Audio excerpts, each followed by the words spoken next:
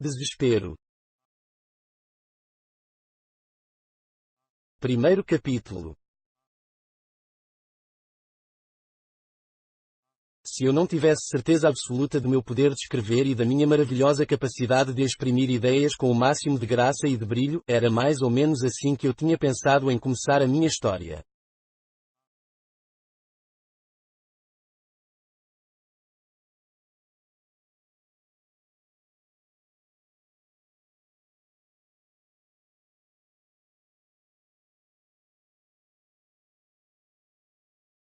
Em seguida, chamaria a atenção do leitor para o fato de que, se eu carecesse desse poder, dessa capacidade, etc., não só me abistaria de descrever certos fatos recentes, mas também nada haveria para descrever, por isso que, gentil leitor, não teria absolutamente acontecido coisa alguma.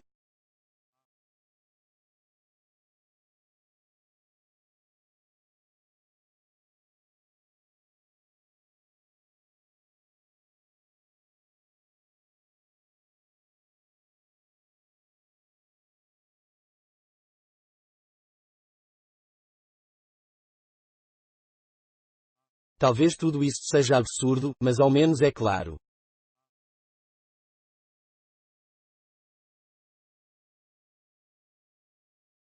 Só o dom de penetrar os mecanismos da vida e uma inclinação inata ao exercício constante da faculdade de criação poderiam permitir-me, nessa altura, eu deveria ter comparado o delinquente que faz tamanha cena em face de um pouco de sangue derramado com um poeta ou um ator de teatro.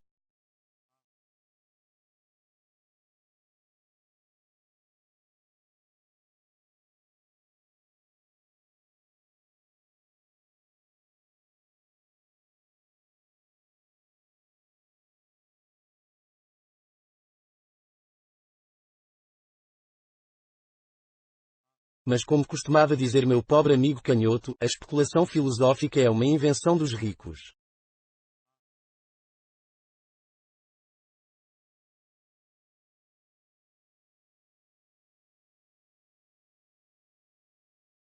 Fora com ela.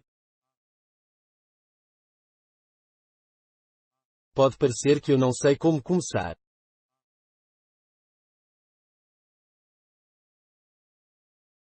É um espetáculo divertido do velho que se locomove pesadamente, a balançar a papada, numa brava corrida atrás do último ônibus, ao qual acaba alcançando mas que tem medo de pegar em movimento e assim, com um sorriso encabulado, deixa-se ficar para trás, ainda correndo.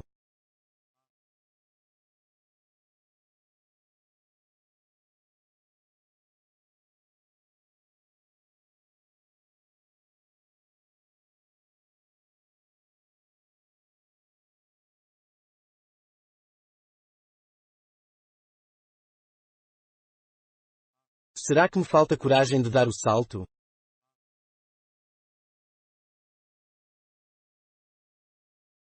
O ônibus, o possante mônibus de minha história, ronca, adquire velocidade e acabará desaparecendo irrevogavelmente ao dobrar da esquina.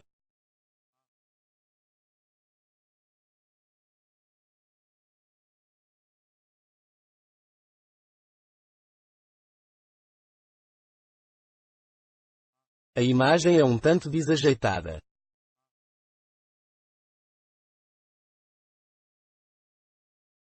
Ainda estou correndo. Meu pai era um alemão de língua russa de Reval, onde frequentou uma famosa escola agrícola.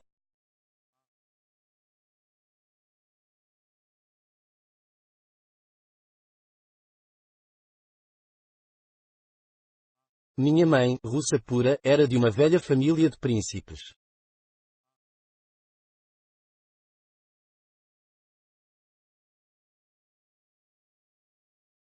Nos dias quentes de verão, languidamente vestida de seda lilás, reclinava-se em sua cadeira de balanço e se abanava com um leque a comer chocolate, numa sala com todas as cortinas descidas que algum vento de um campo recém-ceifado fazia enfunar como velas roxas.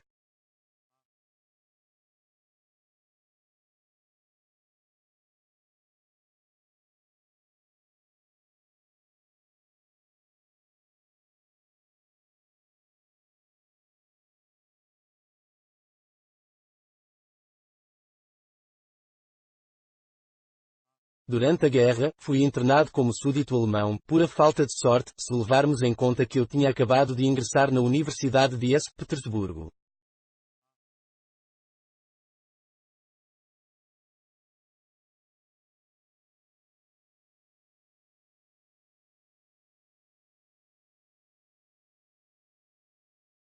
Do fim de 1914 a meados de 1919, li exatamente 1018 livros, tomava nota de todos eles.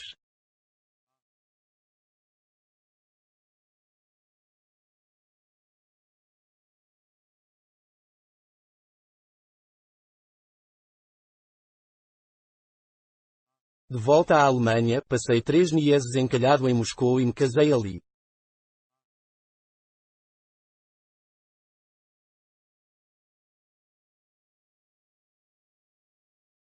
Desde 1928, estava morando em Berlim.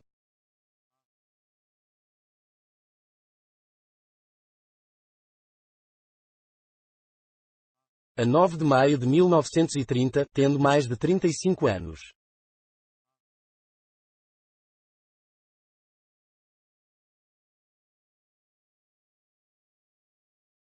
Uma breve digressão, o trecho em que me refiro à minha mãe é uma deliberada mentira.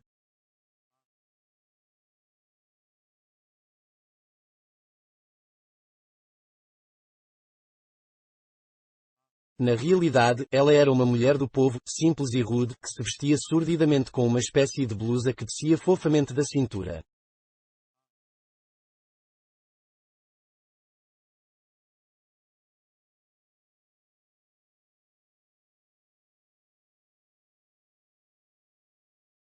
É claro que eu poderia ter cortado esse parágrafo, mas deixo-o de propósito aqui para servir de amostra de um de meus traços essenciais, meu jeito fácil e inspirado de mentir.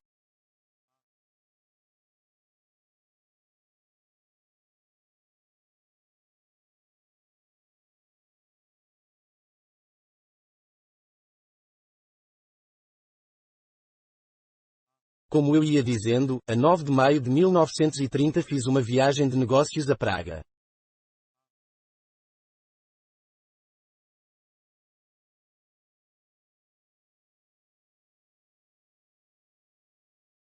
Meu ramo era chocolate.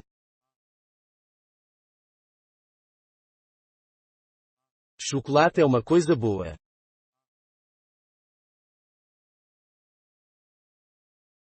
Há moças que só gostam do tipo amargo, são umas pequenas exigentes e pretensiosas.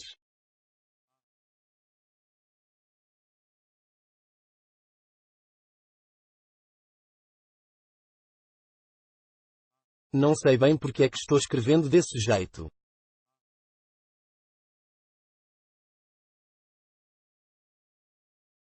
Tremem-me as mãos, quero gritar ou esmagar alguma coisa com estrondo.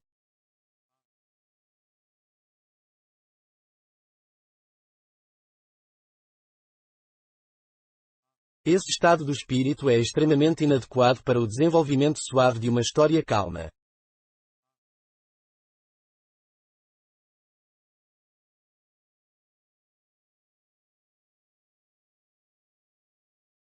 Sinto comichões no coração, o que é uma sensação horrível.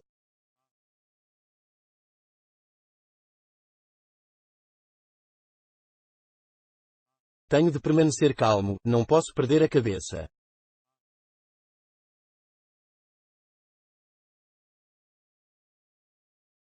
Não adianta prosseguir sem ser assim.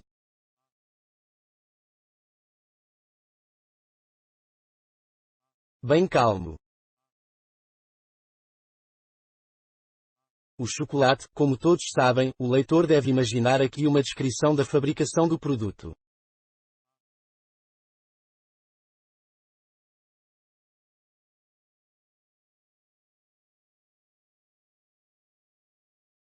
Nossa marca registrada no invólucro mostrava uma mulher de lilás com um leque.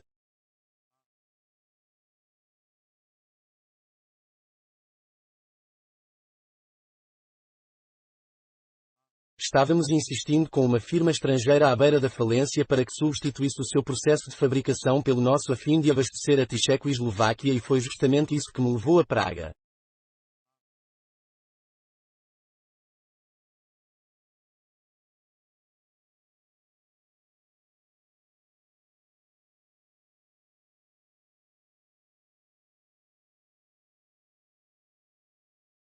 Na manhã de 9 de maio, saí do meu hotel num táxi que me levou a... É muito cansativo contar tudo isso.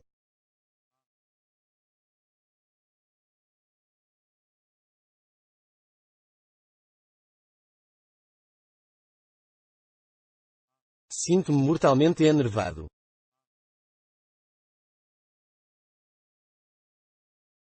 Contudo, por mais que eu deseje chegar quanto antes ao ponto crucial, algumas explicações preliminares parecem necessárias.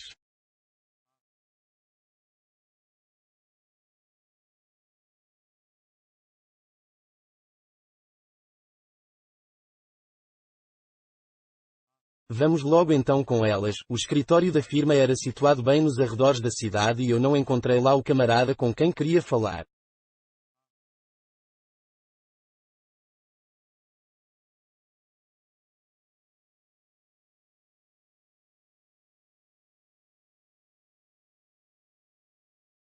Disseram-me que ele estaria de volta dentro de mais ou menos uma hora.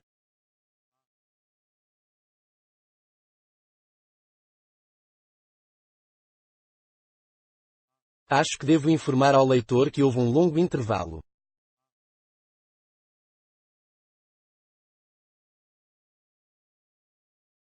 Agora, o sol teve tempo de descambar tocando de sanguínea em sua marcha as nuvens acima do pico dos Pirineus que se parece tanto com o Fujiyama.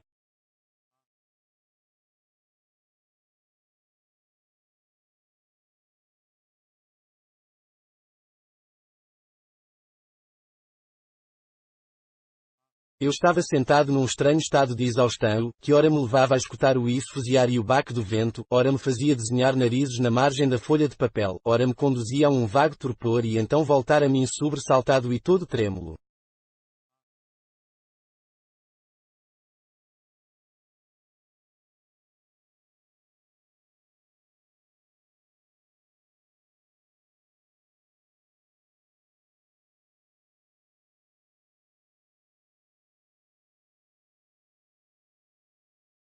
De novo então crescia em mim aquela sensação de prurido, a intolerável agitação, e minha vontade se estendia inerte num mundo vazio.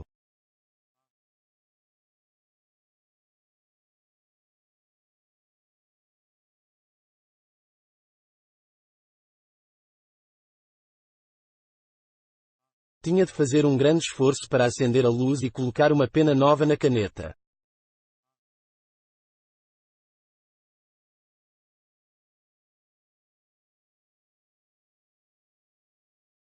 A velha se lascara e encurvara, parecia agora o bico de uma ave de rapina.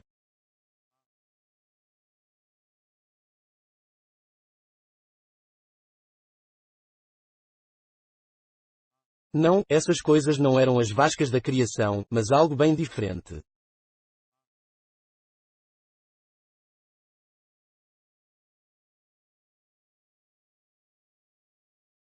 Bem, como já disse, o homem não estava e só voltaria dentro de uma hora.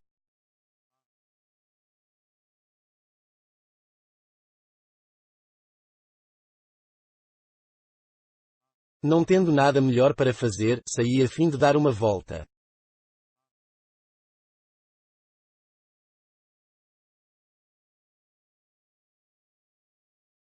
Era um dia firme, fresco, pontilhado de azul, o vento, parente afastado deste que sopra aqui, voava no seu caminho por entre as ruas estreitas, de vez em quando, uma nuvem empamava o sol, que reaparecia como uma moeda de mágico.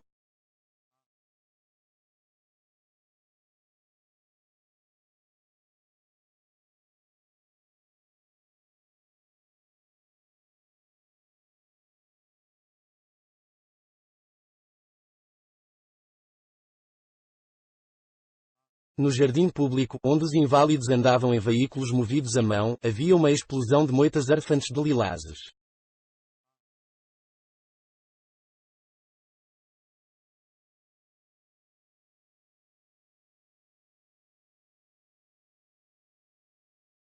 Olhei para as tabletas das lojas e peguei uma ou outra palavra que escondia um radical eslavo conhecido, mas desdobrado com um sentido desconhecido.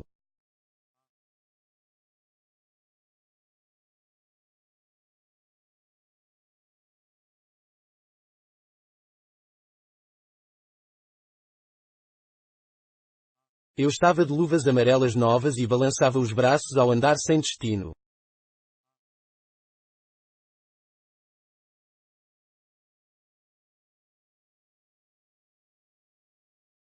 De repente, a fila de casas terminou e mostrou uma vasta extensão de terra que à primeira vista me pareceu bucólica e atraente.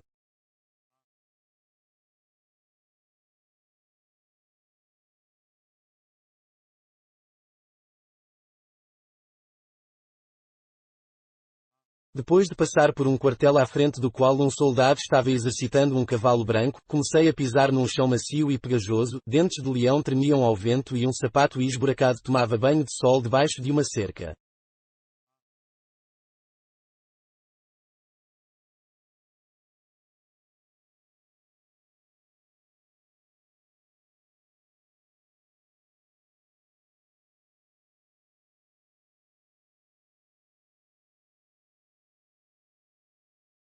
Mais adiante, um morro, esplendidamente escarpado, subia para o céu.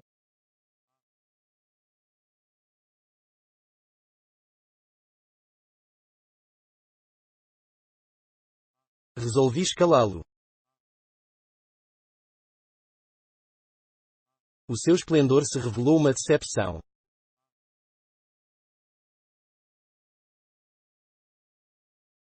Entre faias enfusadas e moitas de amieiros, um caminho em zigue-zague no qual havia um telhado de graus ia para o alto sempre e sempre.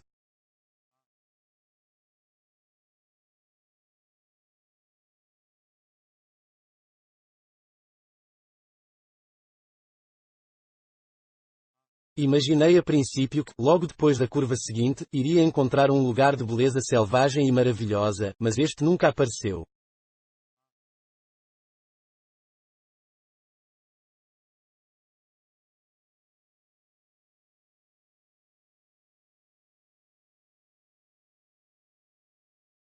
Aquela vegetação descolorida não me podia contentar.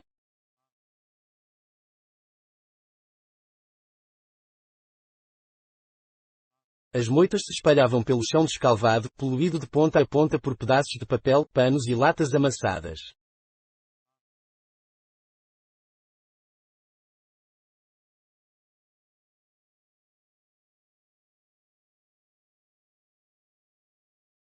Não era possível deixar os degraus do caminho porque este ficava muito no fundo da rampa e dos dois lados das suas paredes de terra projetavam-se raízes de árvores e pedaços de musgo apodrecido como molas quebradas de móveis decrépitos numa casa onde um louco morrera de maneira horrível.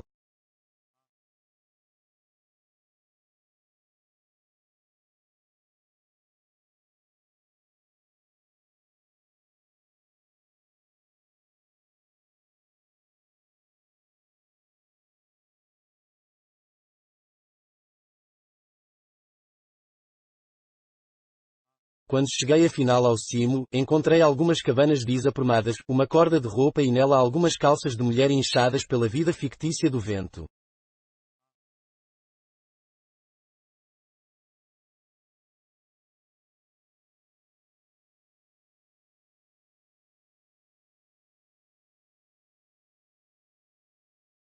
Coloquei os cotovelos no parapeito de madeira nudosa e, olhando para baixo, vi muito distante, e levemente velada pela névoa, a cidade de Praga, telhados brilhantes, chaminés fumegantes, o quartel pelo qual eu havia passado, um diminuto cavalo branco.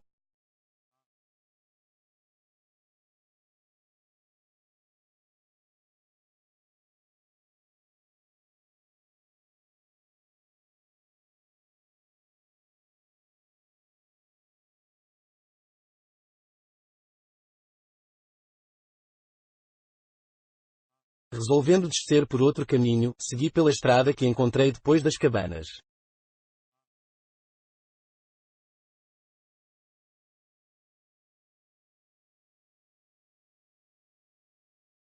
Só havia de belo na paisagem a cúpula de um gasómetro no alto de um morro, redonda e avermelhada sobre o céu azul, parecia uma grande bola de futebol.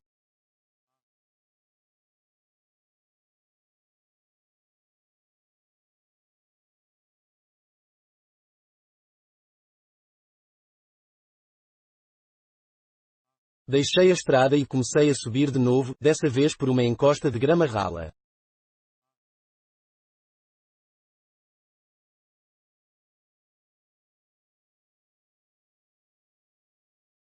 Região triste e nua. Veio da estrada o barulho de um caminhão, depois uma carreta em direção contrária e, depois, horrivelmente pintado com as cores do arco-íris, o caminhão fechado de uma firma de envernizadores. No espectro daqueles camaradas, a faixa verde era vizinha da vermelha.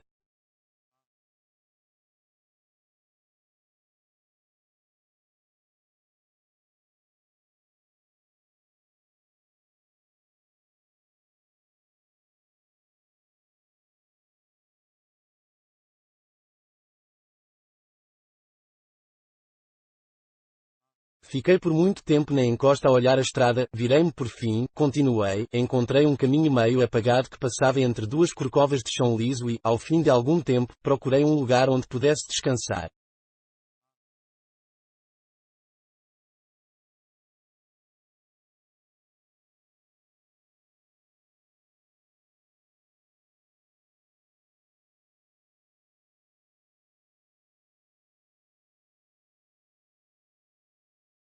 A alguma distância de mim, sob um espinheiro, um homem estava estendido de costas com um boné a cobrir-lhe o rosto.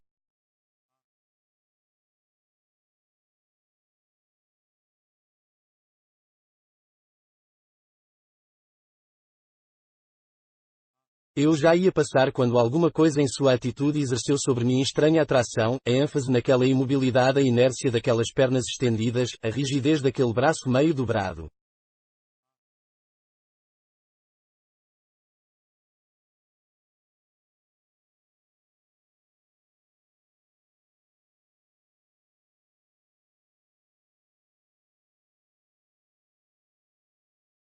Estava vestido com um casaco preto e surradas calças de veludo.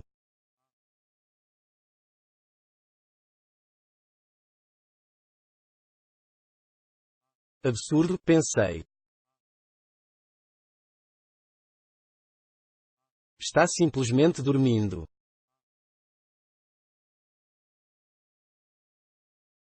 Não tenho motivo algum para meter-me na vida dele.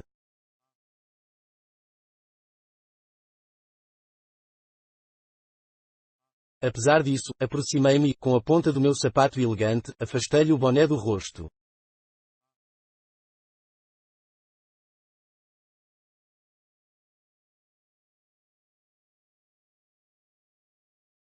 Clarins, sim. Ou, ainda melhor, o rufar de tambores que acompanha a execução de um número acrobático sensacional.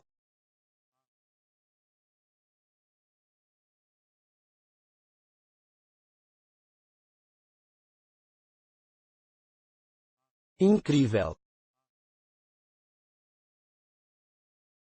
Duvidei da realidade do que via, duvidei do meu equilíbrio mental, senti-me nauseado e com um princípio de vertigem, para dizer a verdade, fui forçado a sentar-me, tanto os joelhos me tremiam.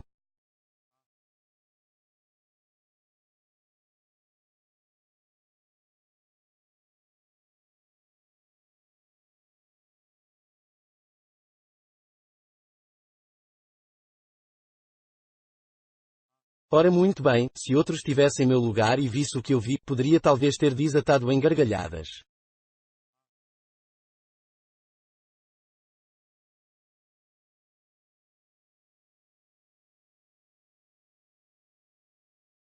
Eu, porém, estava por demais atônito com o mistério que a coisa envolvia.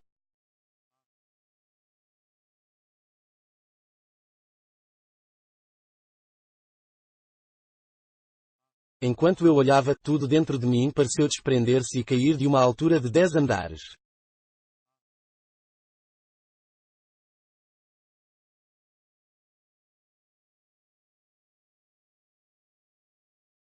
Eu estava contemplando uma maravilha.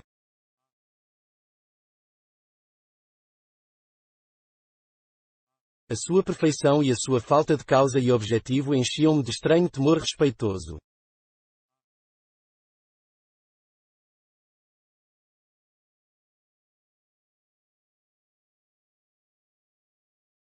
Nesta altura, agora que cheguei à parte importante e aplaquei o pior daquela comichão, presumo que seja conveniente deixar minha prosa em posição de descansar e tentar calmamente reconstituir o caminho que já percorrera, a fim de definir exatamente o meu estado de espírito e o rumo que tomavam os meus pensamentos, quando, não tendo encontrado o agente da firma no escritório, saí para dar um passeio, subi aquele morro e contemplei a rotundidade vermelha do gasómetro contra o fundo azul de um dia ventoso de maio.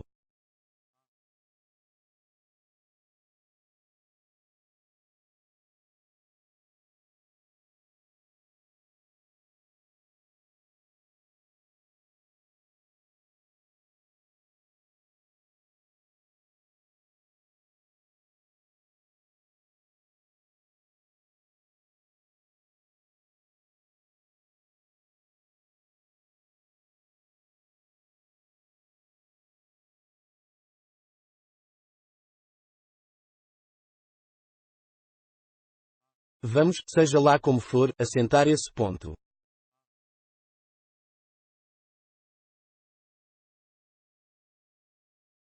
Procurem então ver-me mais uma vez antes do encontro, com luvas vistosas, mas sem chapéu, ainda andando a esmo.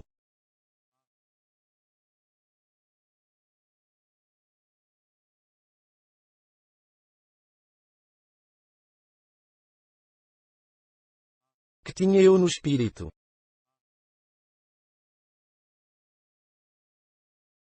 Nada, absolutamente nada, por mais estranho que pareça.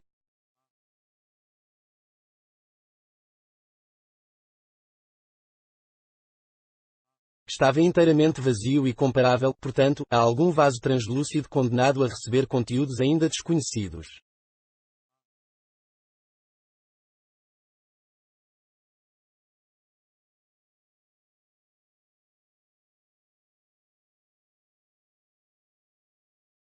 Farrapos de pensamentos relativos ao negócio de que ia tratar, ao carro que tinha pouco antes comprado, a esta ou aquela particularidade da região circundante surgiam, por assim dizer, no exterior de meu espírito e se alguma coisa tinha ressonância em meu vasto deserto interior era simplesmente a vaga sensação de uma força que me impelia.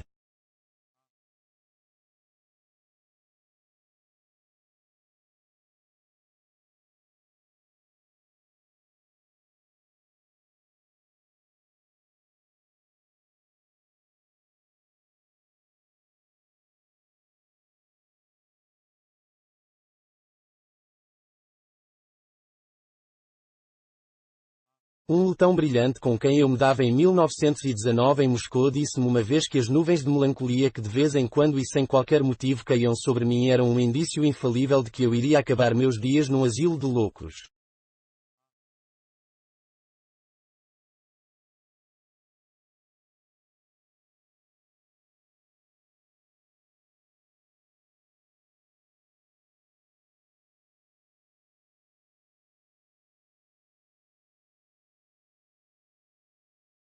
O homem estava exagerando sem dúvida, no ano anterior, eu havia testado profundamente as notáveis qualidades de clareza e coerência evidenciadas pela carpintaria lógica em que se comprazia meu espírito fortemente desenvolvido mas perfeitamente normal.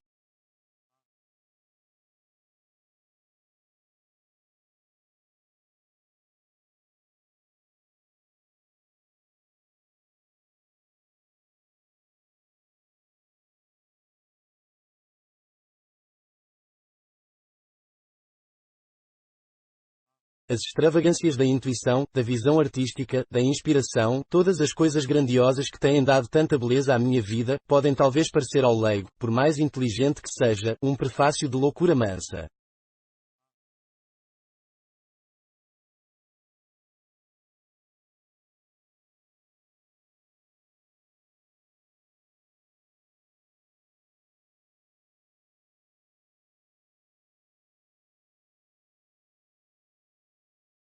Mas não se preocupem, minha saúde é perfeita, meu corpo é limpo por dentro e por fora e meu passo é firme, não bebo, nem fumo em excesso, nem sou dissoluto.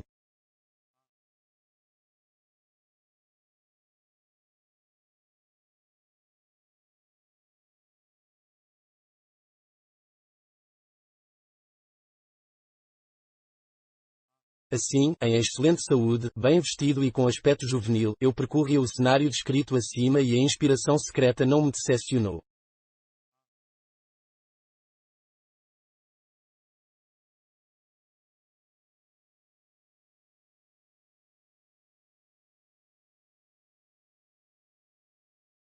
Encontrei aquilo cuja pista eu seguia inconscientemente.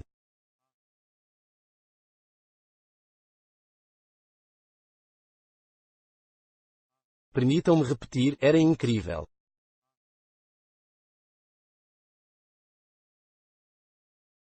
Eu estava contemplando uma maravilha e sua perfeição, sua falta de causa e objetivo enchiam-me de um temor respeitoso.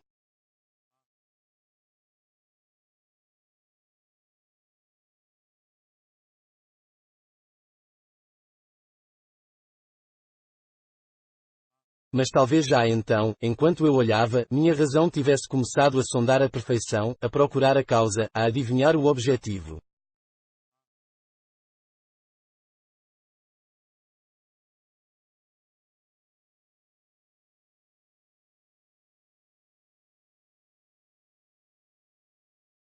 O homem expirou o ar fungando forte, no seu rosto se mostraram breves ondulações de vida, que perturbaram um pouco a maravilha sem, entretanto, fazê-la desaparecer.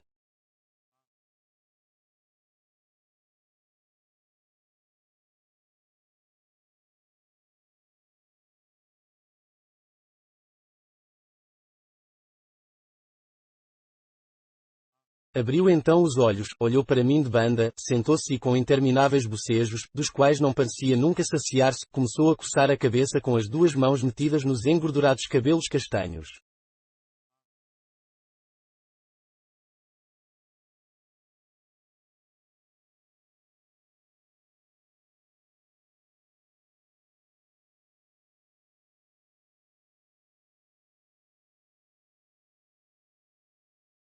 Era um homem de minha idade, magro e sujo, com uma barba de 3 dias no queixo, havia um trecho estreito de carne rosada entre a parte inferior do colarinho, mole e com 2 buracos redondos destinados a um botão inexistente, e a parte superior da camisa.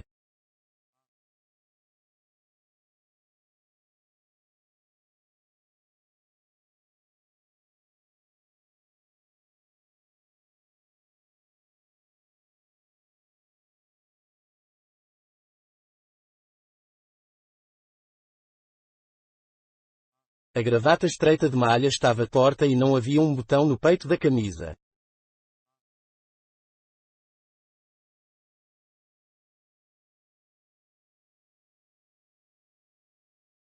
Algumas pálidas violetas murchavam na sua lapela, uma delas se desprendera e estava de cabeça para baixo.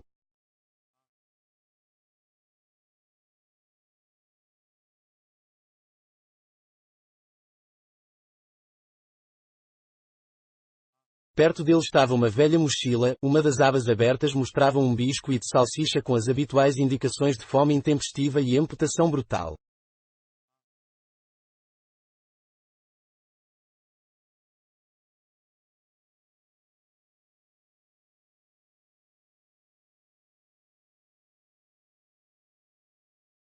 Fiquei examinando o vagabundo com espanto, parecia estar usando aquele mal amanhado disfarce para algum baile à fantasia fora de moda e desleixado.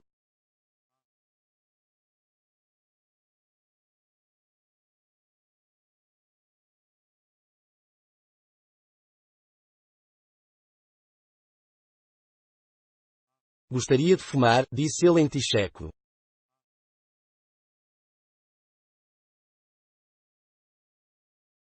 A voz se mostrou inesperadamente baixa de tom e até calma, com 2 dedos em forquilha, fez o gesto de segurar um cigarro.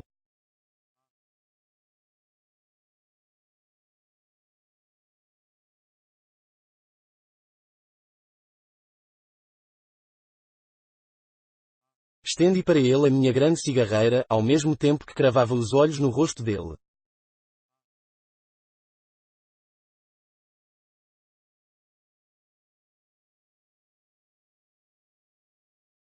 Curvou-se um pouco mais, apoiando simultaneamente a mão no chão e eu tive a oportunidade de ver-lhe bem a orelha e a fonte cava.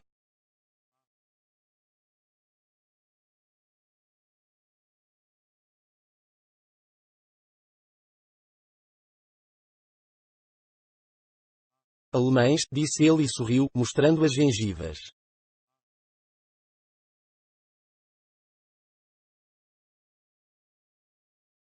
Isso me decepcionou, mas felizmente o sorriso dele desapareceu imediatamente.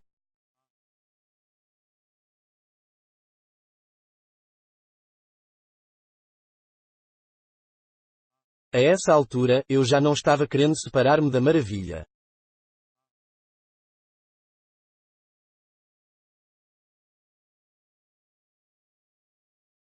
Alemão também? Perguntou ele nessa língua, rolando e apertando o cigarro entre os dedos.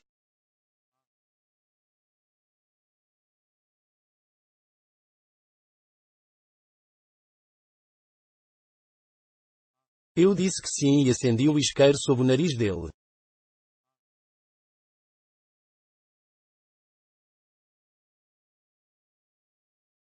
Juntou avidamente as mãos em concha sobre a chama trêmula.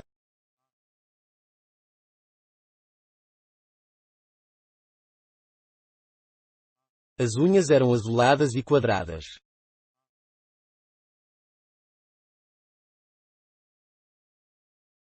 Sou alemão também, disse ele, soltando fumaça.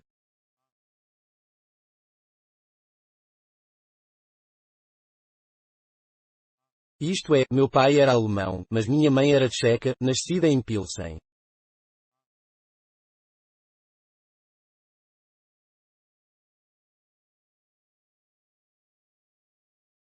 Eu continuava a esperar dele uma efusão de surpresa, gargalhadas talvez, mas ele se manteve impassível.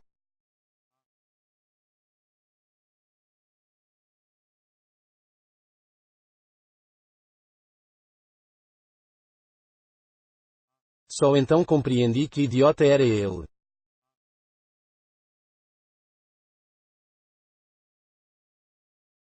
Dormi como uma pedra, disse ele a si mesmo num tom de fátua complacência e deu vigorosamente uma cusparada.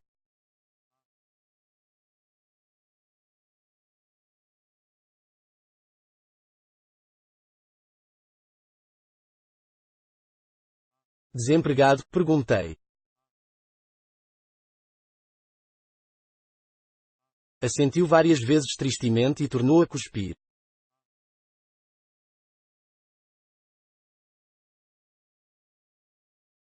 Sempre achei prodigiosa a quantidade de saliva que a gente simples do povo parece possuir.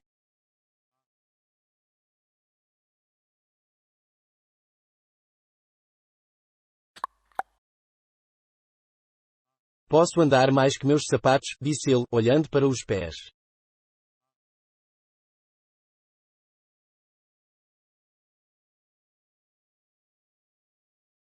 Estava de fato muito mal calçado.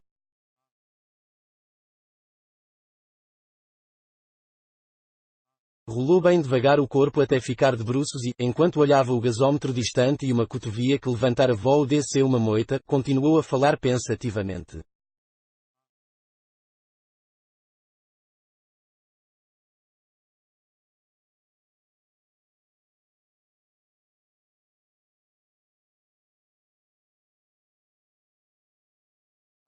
Foi um bom emprego o que eu tive no ano passado na Saxónia, perto da fronteira.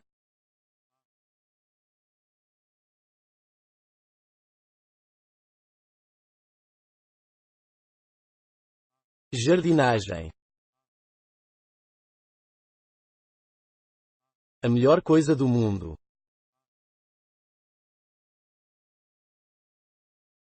Depois, fui trabalhar numa casa de pastéis.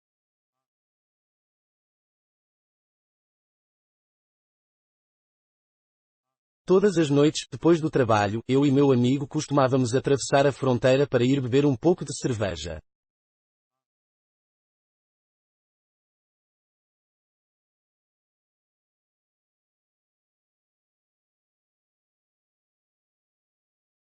Oito quilómetros de ida e outros tantos de volta.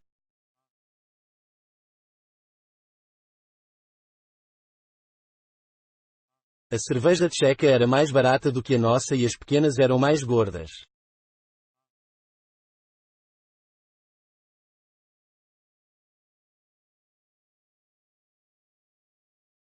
Houve também um tempo em que toquei violino e criei um ratinho branco.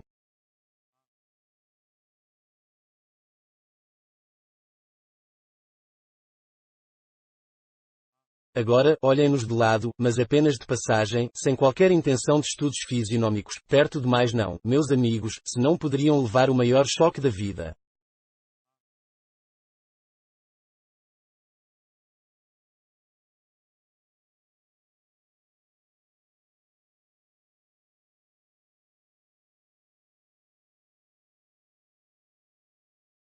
Ou talvez não o levassem. Infelizmente, depois de tudo o que aconteceu, fiquei ciente da parcialidade e da capacidade de errar da visão humana.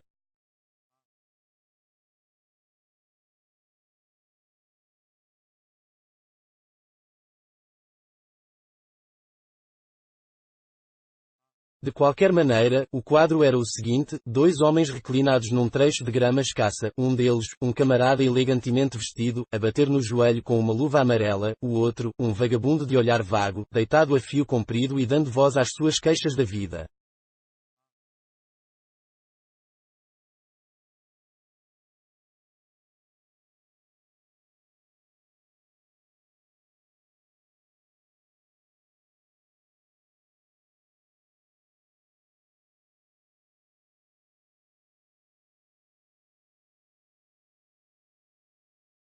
Sussurrar áspero do espinheiro próximo.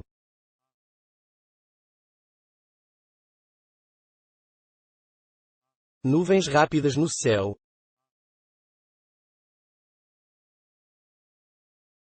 Um dia ventoso de maio com pequenos tremores como os que costumam correr sob o pelo de um cavalo.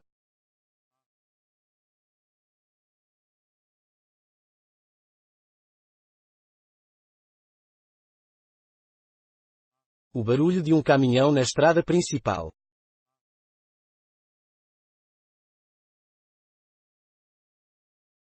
O canto de uma cotovia no alto do céu.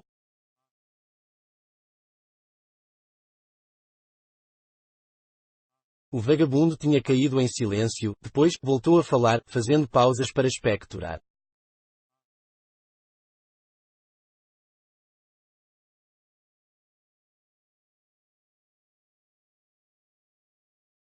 Falou de uma coisa e de outra.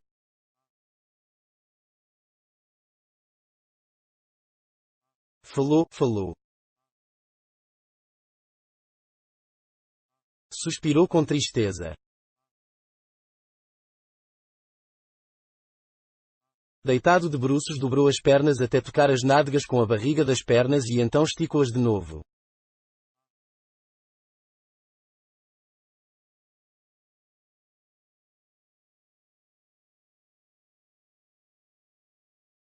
Escuta aqui, exclamei.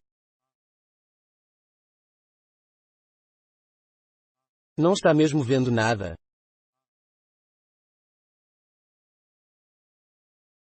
O homem virou o corpo e se sentou.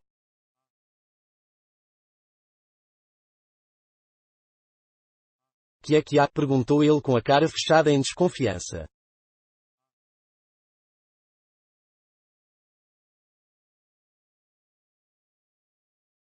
Disse eu então, você deve ser cego.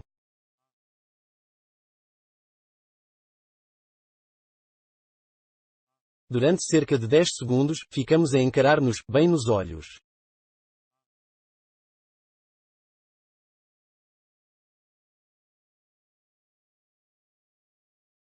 Levantei lentamente o braço direito, mas o braço esquerdo dele não se levantou, como eu quase tinha esperado que acontecesse. Fechei o olho esquerdo, mas os dois olhos dele continuaram abertos.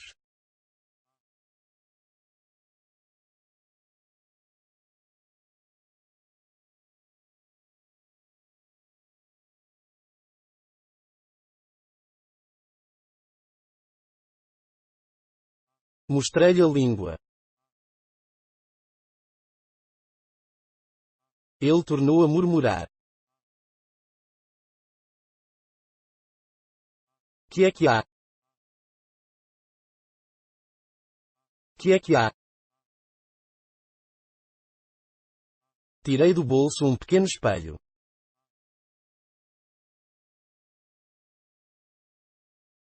Enquanto ele o recebia, passou a mão pelo rosto e olhou para a palma, mas não encontrou nem sangue, nem sujo de passarinho.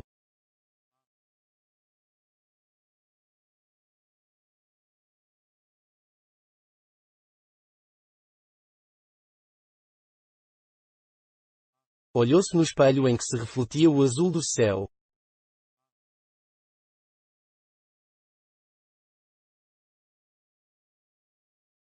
Devolveu-me o espelho com um encolher de ombros.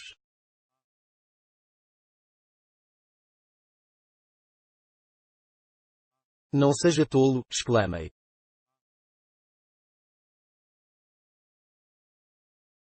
Não vê então que nós dois, não está vendo, seu idiota, que nós somos, agora, escute, olhe bem para mim.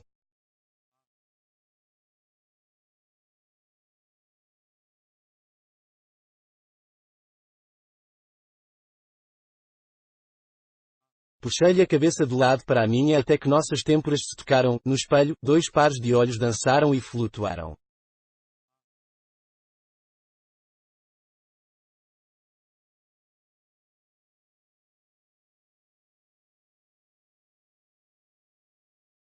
Quando voltou a falar, foi num tom condescendente.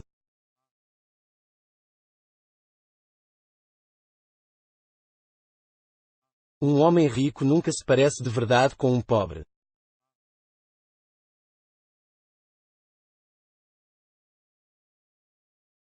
Lembro-me de ter visto uma vez dois gêmeos numa feira em agosto de 1926, ou foi em setembro.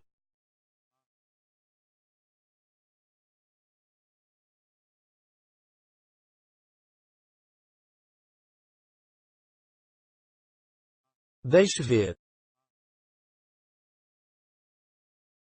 Não. Foi em agosto mesmo. Aqueles dois eram parecidos de fato, ninguém podia distinguir um do outro.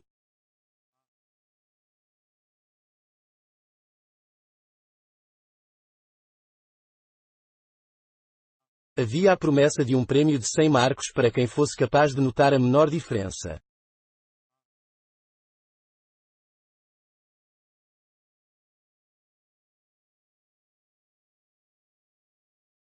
Muito bem, disse Fritz que tinha o apelido de Cenourão e deu num dos gêmeos um tapa na orelha.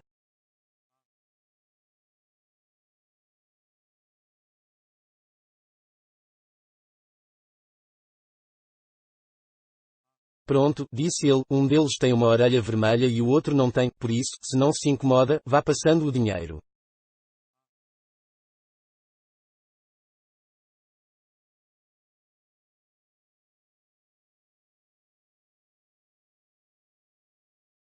Não calcula como rimos.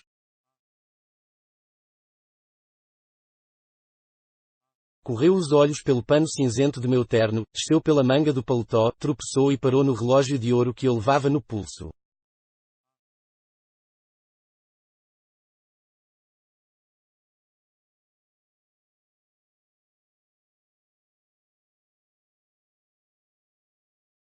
Não me pode arranjar algum trabalho? Perguntou ele, levantando a cabeça.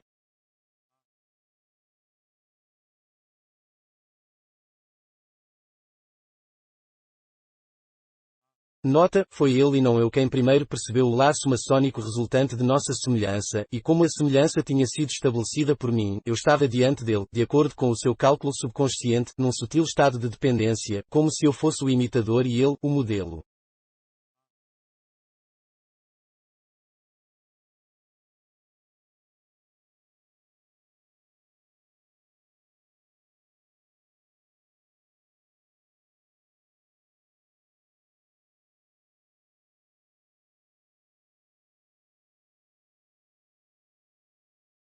Naturalmente sempre se prefere que os outros digam, ele se parece com você, e não ao contrário.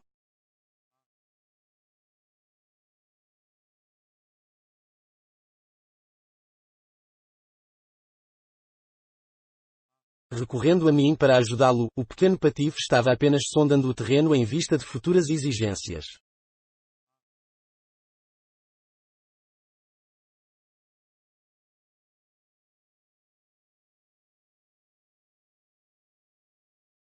No fundo de seu cérebro perturbado, escondia-se talvez a reflexão de que eu lhe devia ser grato pela generosa oportunidade que me dava, com o simples fato de sua existência, de parecer-me com ele.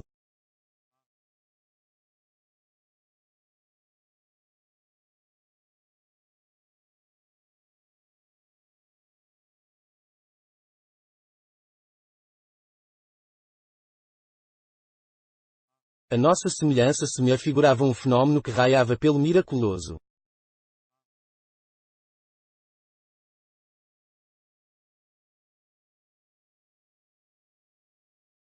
O que mais lhe interessava era o meu desejo de ver alguma semelhança, fosse como fosse.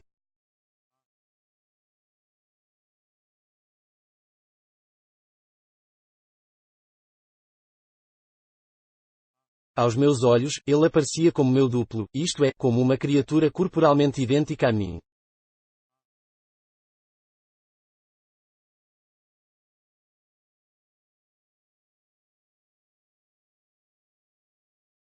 Era essa parecença absoluta que me dava tão penetrante emoção.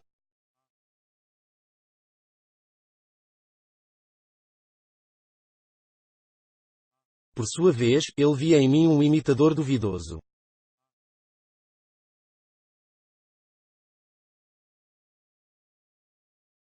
Devo insistir, porém, no caráter vago dessas ideias dele.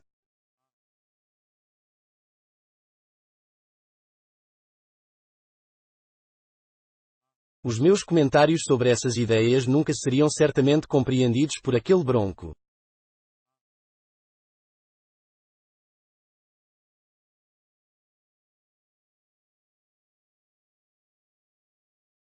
Creio que não é muito o que posso fazer por você neste momento, respondi friamente.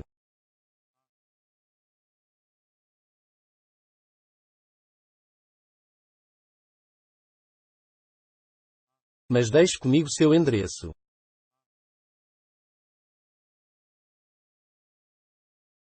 Tirei do bolso o meu caderninho e a lapiseira de prata.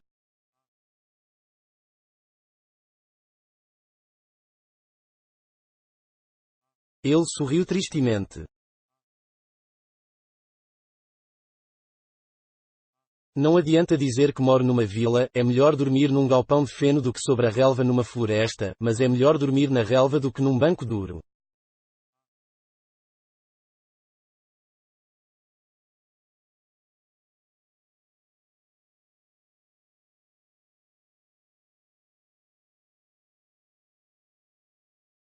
Apesar disso, gostaria de saber onde poderei encontrá-lo.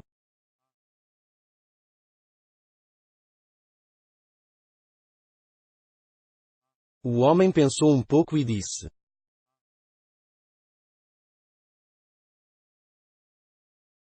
No outono, estarei com certeza na mesma aldeia onde trabalhei no ano passado.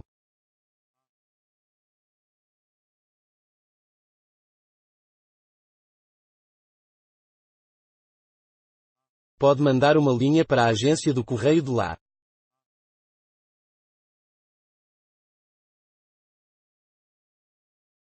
Não é longe de Ternentes.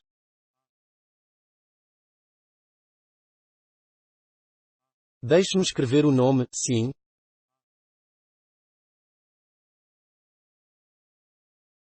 O nome dele era Félix, o que quer dizer feliz.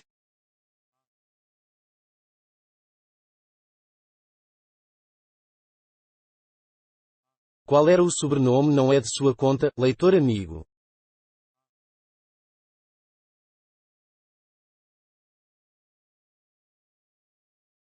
A letra horrível dele parecia explodir a cada volta.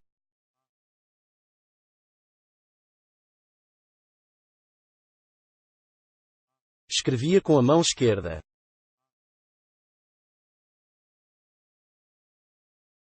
Já era tempo de ir-me embora.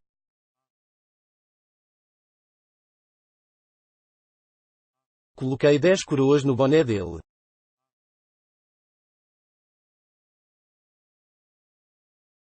Com um sorriso condescendente, estendeu a mão mas não se deu ao trabalho de levantar-se.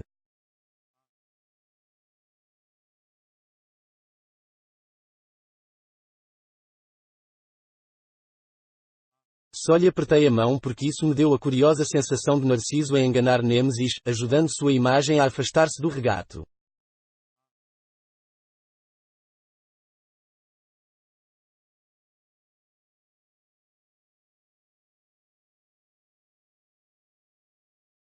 Em seguida, quase a correr, voltei pelo mesmo caminho.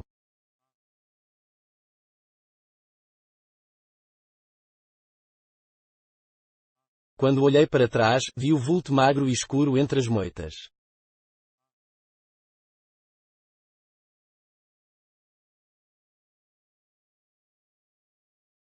Estava deitado de costas, com as pernas cruzadas no ar e os braços sob a cabeça.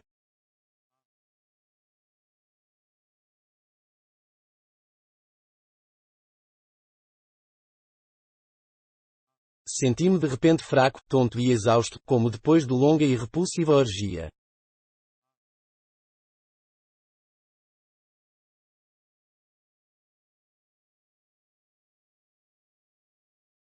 A razão dessa consequência mórbida foi o fato de que ele tinha, com uma fria afetação de distração, guardado no bolso a minha lapiseira de prata. Um desfile de lapiseiras de prata descia por um interminável túnel de corrupção.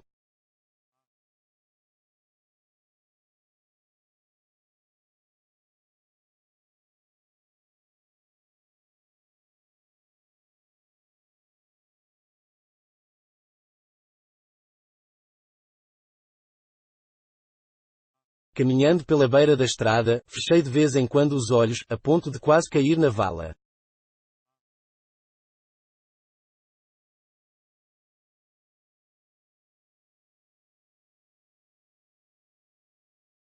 Depois, no escritório durante uma conversa comercial, tive verdadeiras ânsias de dizer ao meu interlocutor: aconteceu-me ainda há pouco uma coisa muito estranha, é difícil de acreditar.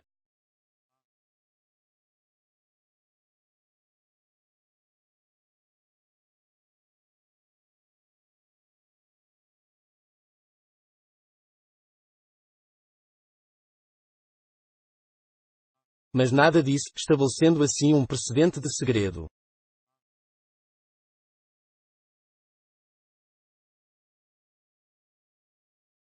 Quando afinal voltei ao meu quarto de hotel, encontrei ali, entre sombras caprichosas e uma moldura floreada de bronze, Félix à minha espera.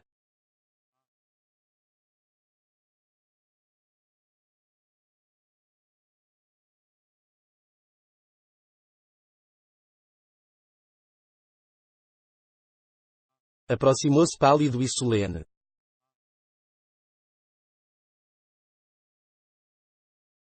Estava já bem barbeado e trazia os cabelos lisos penteados para trás, usava um terno cinza com gravata lilás.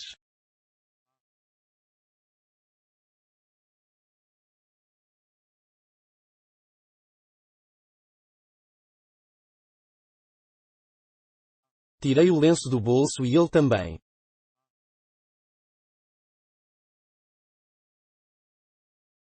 Uma trégua para negociações.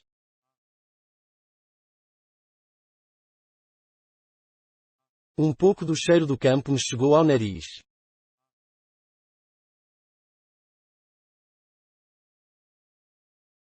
Assoei-me e me sentei na cama, continuando, enquanto isso, a consultar o espelho.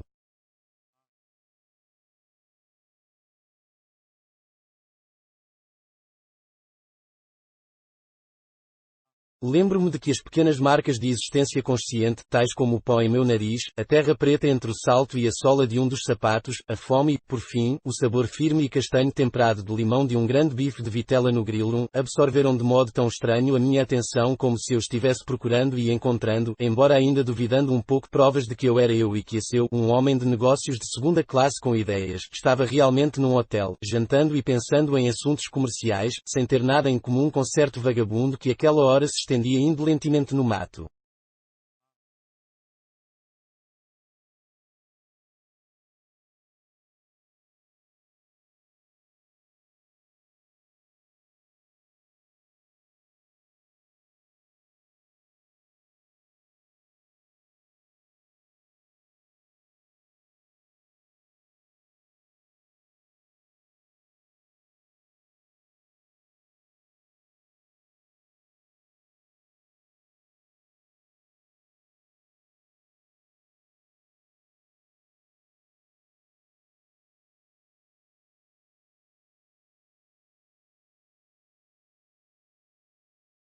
Mas a emoção dessa maravilha fez-me de novo o coração bater apressadamente.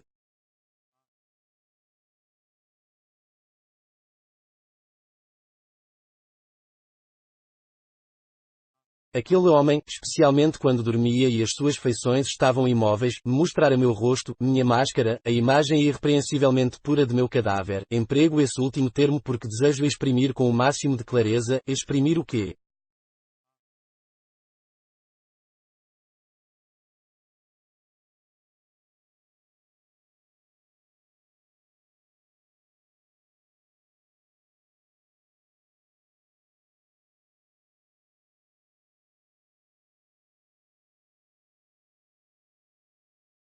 A saber, o seguinte: tínhamos feições idênticas e, num estado de repouso perfeito, essa semelhança era flagrantemente evidente, e que é a morte senão uma fisionomia em paz, na sua perfeição artística.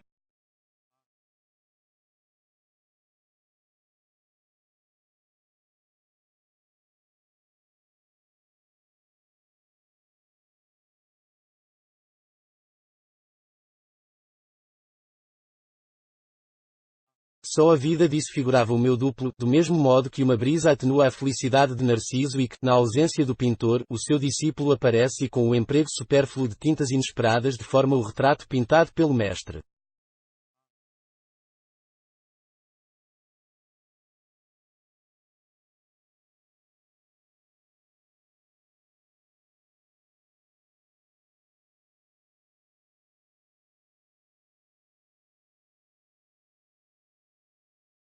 Pensei então que eu, que conhecia e amava meu rosto, estava em muito melhor posição do que os outros para perceber meu sósia, porque não é todo o mundo que é tão observador, por isso, é frequente haver comentários sobre a semelhança óbvia entre duas pessoas que, embora se conheçam, não suspeitam dessa semelhança e a negam indignadamente, se alguém lhes fala nisso.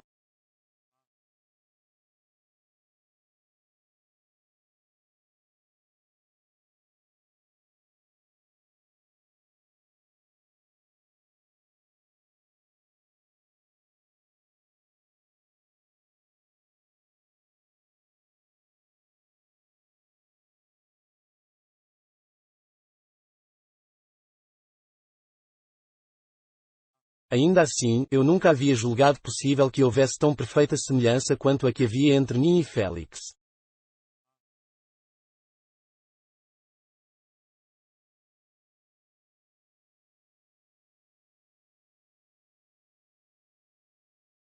Tenho visto irmãos que se parecem muito, os gêmeos.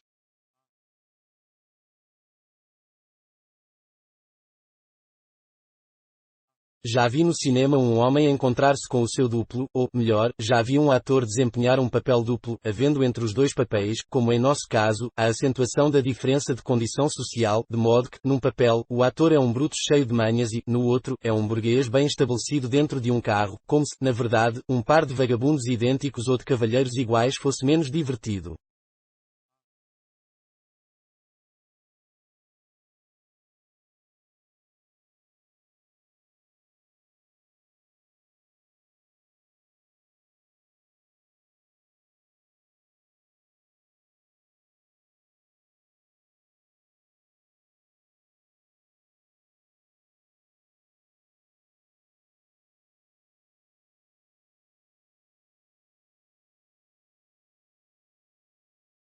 Na verdade, tenho visto isso tudo, mas a semelhança entre gêmeos é prejudicada como uma rima de radical igual pelo selo do parentesco, ao mesmo tempo que um ator de cinema num papel duplo dificilmente engana alguém, porque ainda que ele apareça nos dois papéis ao mesmo tempo, a vista não pode deixar de seguir a linha no meio onde se juntaram as duas partes da imagem.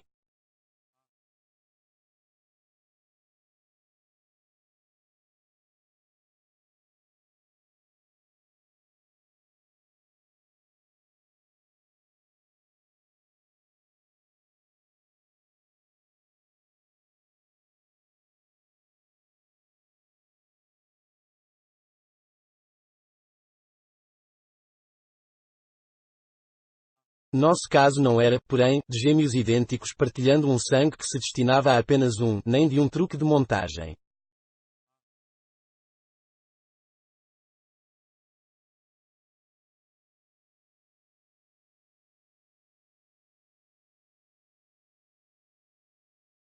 Que vontade eu tenho de convencê-los, e hei de convencer.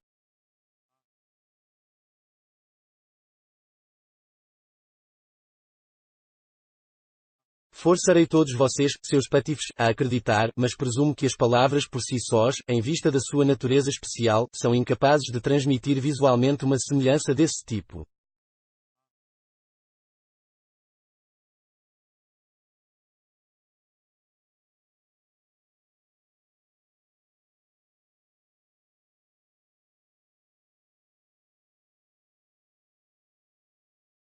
As duas caras deviam ser apresentadas lado a lado, por meio de cores reais e não de palavras, então, e só então, o espectador compreenderia o que eu quero dizer.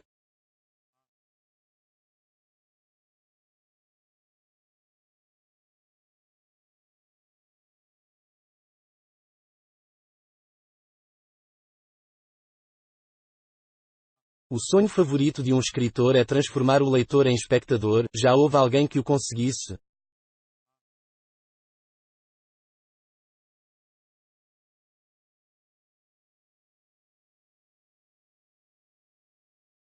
Os pálidos organismos dos heróis literários alimentados sob a supervisão do autor ganham corpo gradativamente graças ao sangue dos leitores. Desse modo, o gênio de um escritor consiste em dar aos heróis a faculdade de se adaptarem a essa alimentação, não muito apetitosa, e desenvolverem-se com ela às vezes através dos séculos.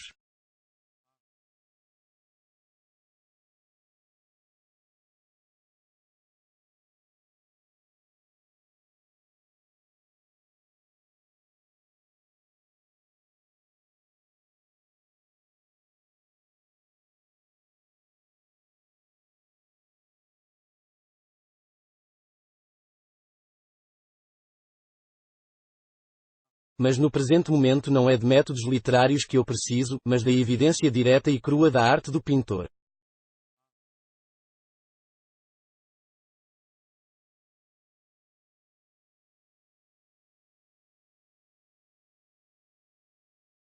Vejam, este é meu nariz, grande, do tipo nórdico, com uma dura parte óssea um pouco arqueada e uma parte carnuda de ponta arrebitada e quase retangular.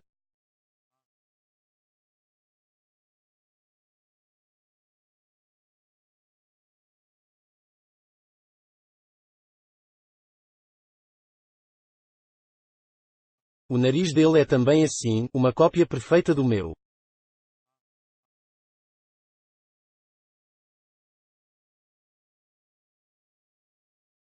Aqui estão as duas rugas profundas em ambos os lados de minha boca de lábios tão finos que parecem ter sido desbastados.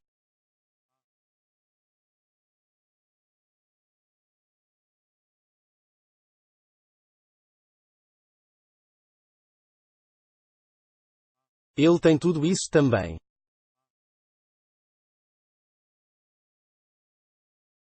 Aqui estão as maçãs do rosto, mas isso é apenas uma relação de passaporte de características fisionómicas que nada significam, trata-se apenas de uma convenção absurda.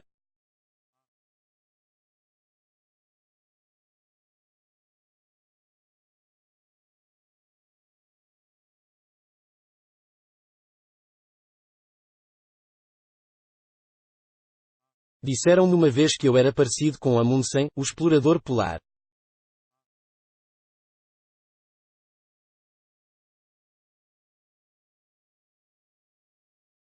Ora, Félix se parece também com Amundsen.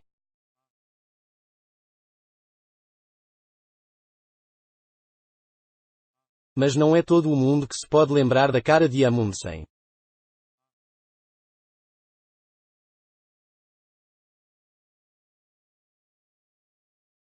Eu mesmo me lembro vagamente e não tenho muita certeza de não a confundir com a de Nansen.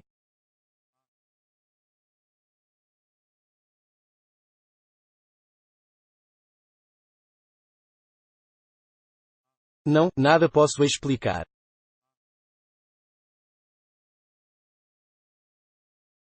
Estou sorrindo convencidamente.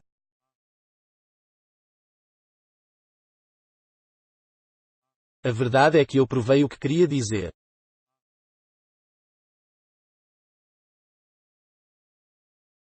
Saímos esplendidamente.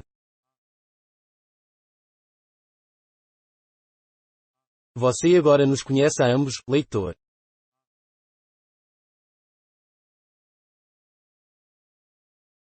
Duas pessoas mas com uma só cara.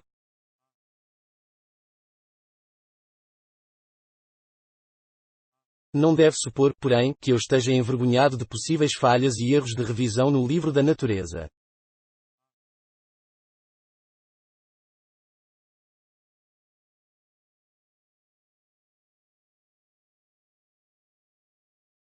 Olhemos de mais perto, tenho dentes grandes e amarelados, os dele são mais brancos e mais compactos, mas isso tem realmente alguma importância?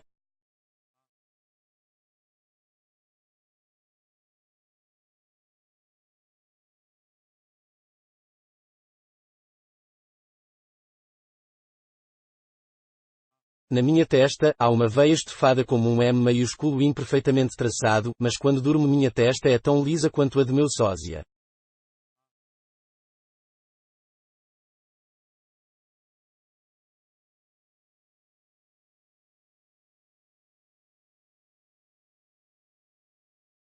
E aquelas orelhas, as convoluções das dele são apenas ligeiramente alteradas em comparação com as minhas, mais comprimidas aqui, amaciadas ali.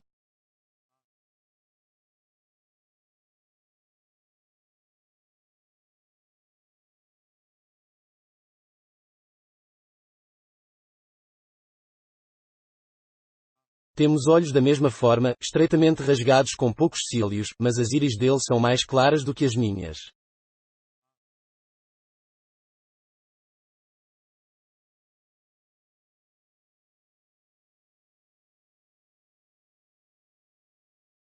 Isso foi quase tudo o que eu descobri em matéria de marcas distintivas naquele primeiro encontro.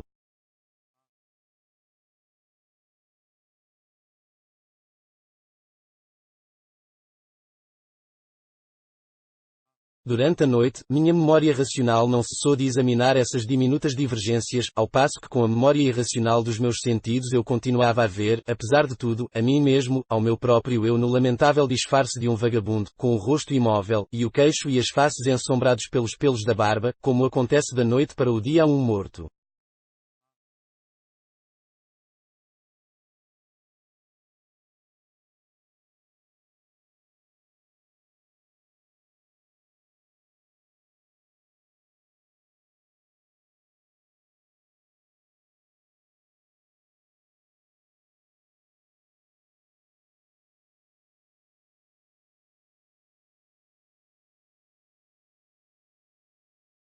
Porque me deixava ficar em Praga.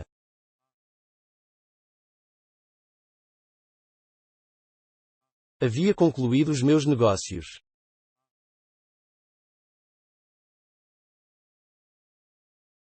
E podia voltar para Berlim quando quisesse.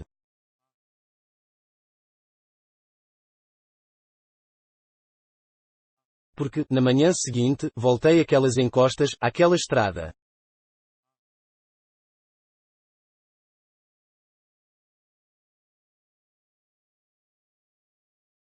Não tive dificuldade em encontrar o lugar exato onde ele se havia estendido no dia anterior.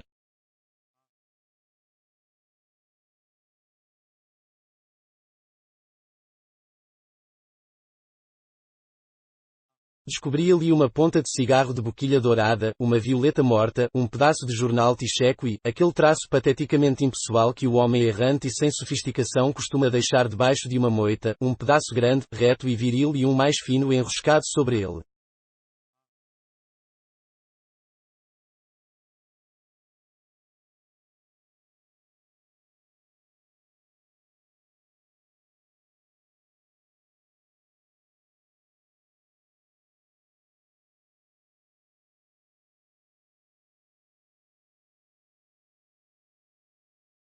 Várias moscas e esmeraldinas completavam o quadro.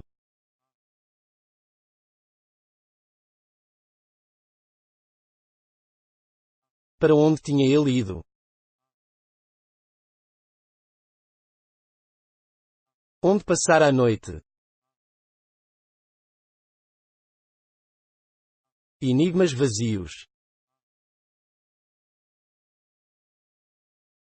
Sentia-me de qualquer maneira horrivelmente mal de uma maneira vaga e pesada, como se tudo o que acontecera fosse um ato errado.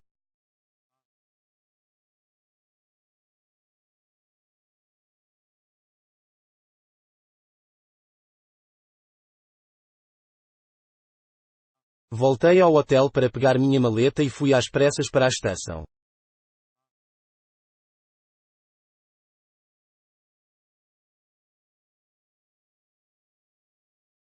Na entrada para a plataforma, havia duas filas de bancos baixos e confortáveis com costas trabalhadas e encurvadas em conformidade perfeita com a espinha humana.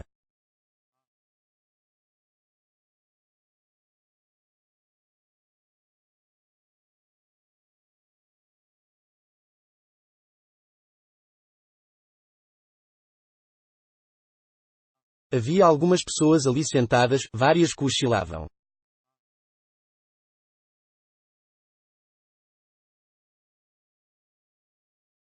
Tive a ideia de que de repente veria o homem ali, ferrado no sono, com as mãos abertas e uma última violeta ainda na lapela.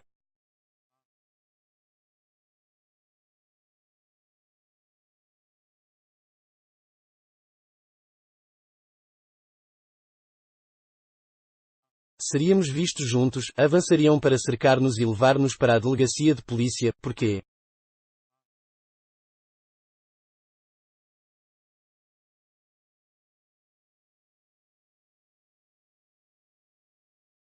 Porque estou escrevendo isso.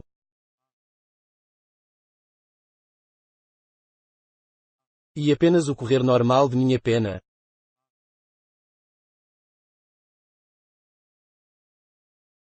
Ou será de fato um crime duas pessoas se parecerem como duas gotas de sangue?